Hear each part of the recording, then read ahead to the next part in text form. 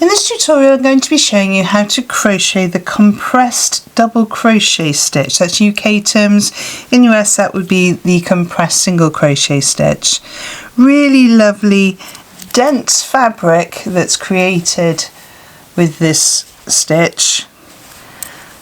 It really sort of holds its shape quite nicely. So if you were wanting to use this for something quite firm that you wanted to keep its shape, then it's perfect for that. Really easy as long as you know how to double crochet two together and how to chain. So let's have a look at the tutorial. For this tutorial I'm using an Aran or a worsted weight yarn. I have a 5mm crochet hook. You can use any size weight yarn that you would like with the corresponding size crochet hook, or you might want to go a little bit smaller if you'd like a tighter weave to your crochet. I have scissors to cut off my end, needle to sew in my end, and a stitch marker just in case I need one. So we're going to begin by making a foundation chain. So we start off with a slip knot. You can do this in whichever way you prefer. And our slip knot needs to be made in multiples of 2. So to do that we yarn over and pull through the loop on our hook. That's one chain. Yarn over, pull through 2. Yarn over, pull through 3, yarn over, pull through 4. So I'm going to make a sample piece today of 20 chains. So pause the video now whilst you make your foundation chain in multiples of 2 for the width that you would like your project to be. So I have my foundation chain. I've gone up to 20 chains for my sample piece.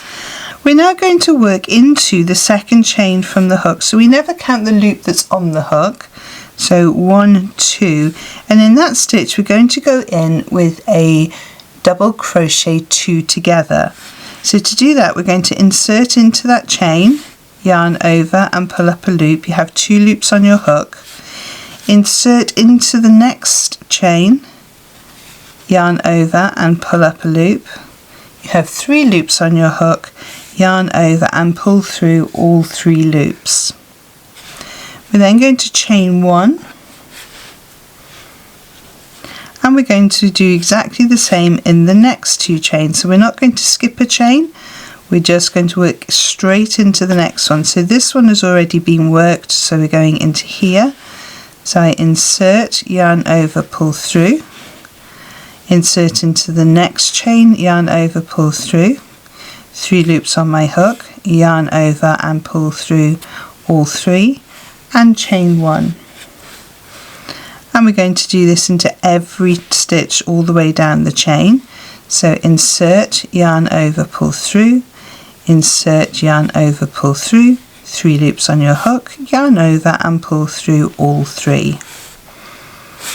So pause the video now whilst you work your way down towards the end of the row, and I shall show you what to do at the end of the row. So I've come up to my last 3 chains. I'm going to do 1 double crochet 2 together. Remember that would be 1 single crochet 2 together in US terms. I'm going to chain 1, and I'm going to put 1 double crochet into the very last chain.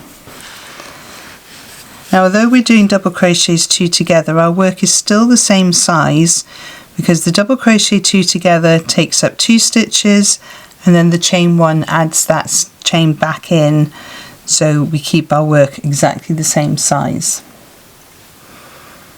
So row 2 is the repeated pattern throughout the whole piece now, and it's pretty similar to row 1. So we're going to chain 1 and turn our work. The chain 1 doesn't count, therefore we're going to work into that very first stitch there. And then we're going to work into, so that's a chain 1 space and then into a stitch. So we do a double crochet 2 together.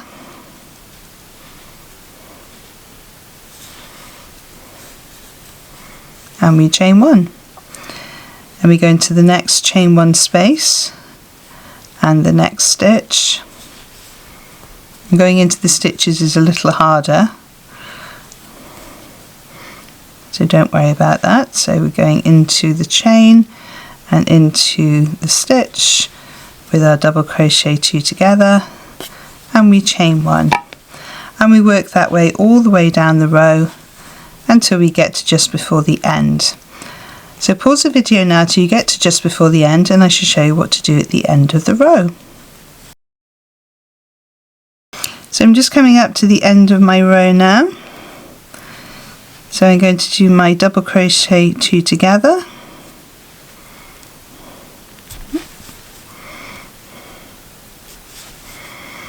And then the very last stitch, going to do a double crochet.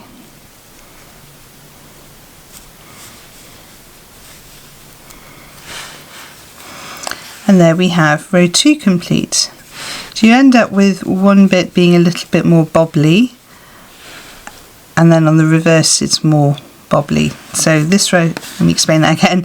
So row 1 is more bobbly on this row because it pushes them towards the back. So row 2 is more bobbly on this side. But when you work up your piece, you'll see that it equals out and they are the same on the front as it is on the back. So now we're going to chain 1, turn our work, and we're going to repeat that all over again. So we're going to do a double crochet, 2 together, and chain 1. And we just continue this until we are happy with the size of the piece of work that we've made. And then we just fasten off as normal. So I'm going to work up a few more rows for you to see how it looks, and I shall see you in a moment. So I've just worked up a few more rows for you to see how it looks, and it really is a nicely textured, nice and firm stitch. Not too much gapping if you were wanting to use it for a blanket or a piece of clothing. Obviously the same on the front as it is on the back because it's a 1 row repeat. Just a really lovely stitch. So if you've enjoyed this tutorial today, please give it a thumbs up. It does help YouTube to show it to other crocheters on YouTube.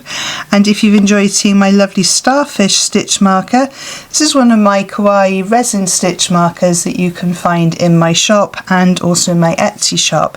I'll pop a link somewhere on the screen for you to go directly to the Starfish, and I'll pop in the description below the link to the Starfish on Shopify and also the Starfish on Etsy. I shall pop 2 more videos on the side of the screen to help you on your crochet journey, and I shall see you over there. Thank you so much for joining me on this one, and happy hooking!